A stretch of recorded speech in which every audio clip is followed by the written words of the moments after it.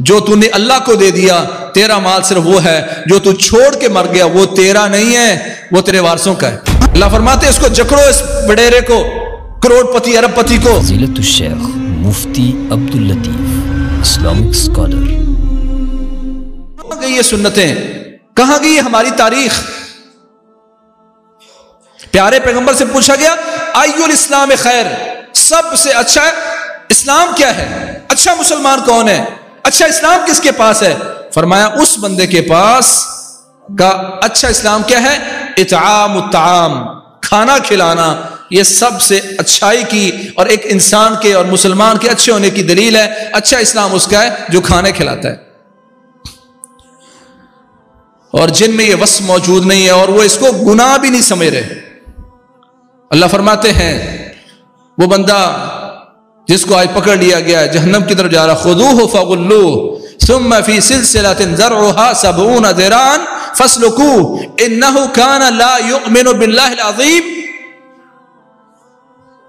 اللہ کہتے ہیں اس بندے کو پکڑو، یہ دنیا میں مالدار تھا، کروڑ پتی ارب پتی، اس کو پکڑو، فغلوہ اس کے گلے میں توق ڈالو، ثم فی سلسلۃ ذرعها 70 ذراعا فاسلکوہ اس کو پکڑ کر اس کے گلے میں دوق ڈال کر 70 ہاتھ لمبی زنجیروں کے ساتھ اس کو جکڑو، ثم فی خذوہ فغلوہ ثم فی سلسلۃ ذرعها 70 ذراعا فاسلکوہ اس کو جکڑو ان زنجیروں میں۔ قصور اس کا کیا ہے؟ انہ کان لا یؤمن باللہ العظیم، اپنے اتنے بڑے رب پر اس کو ایمان ہی نہیں تھا۔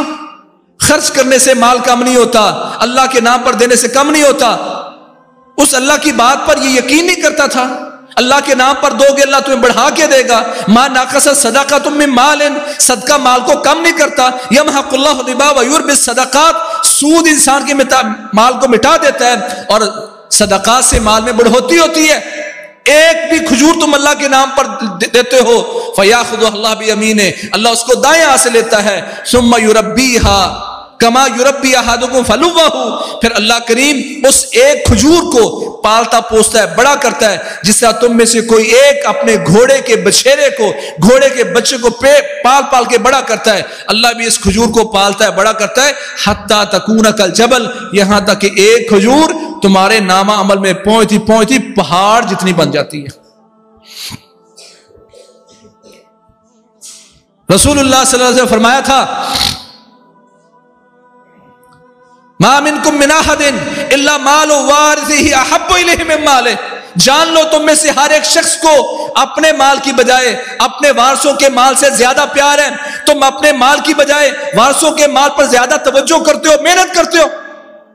ایک صحابی نے کہا نہیں یا رسول اللہ، ہم تو اپنے مال کی فکر کرتے ہیں۔ فرمایا نہیں، مالک ما قدمت ومال وارثک ما اخرت، جو تو نے اللہ کو دے دیا تیرا مال صرف وہ ہے، جو تو چھوڑ کے مر گیا وہ تیرا نہیں ہے، وہ تیرے وارثوں کا ہے۔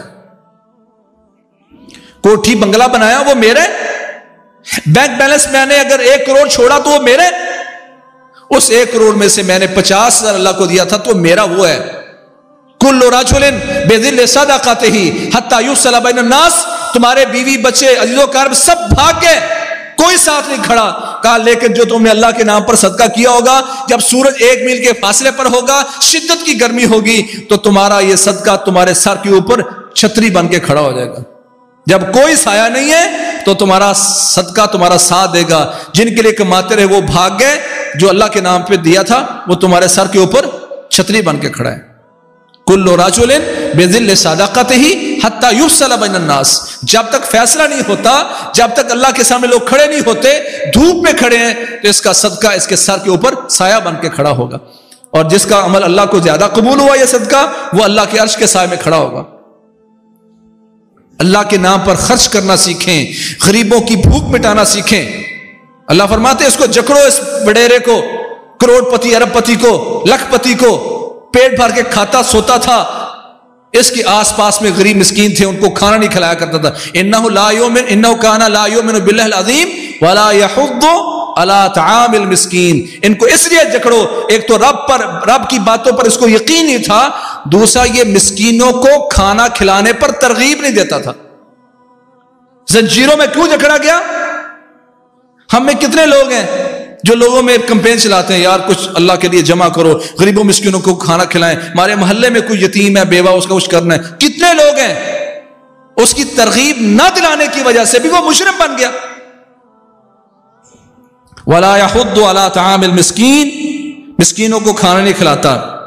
फलैसा लहुल यौमा हाहुना मिन हमीम, इसके लिए वहां फिर कोई जिगरी दोस्त नहीं होगा।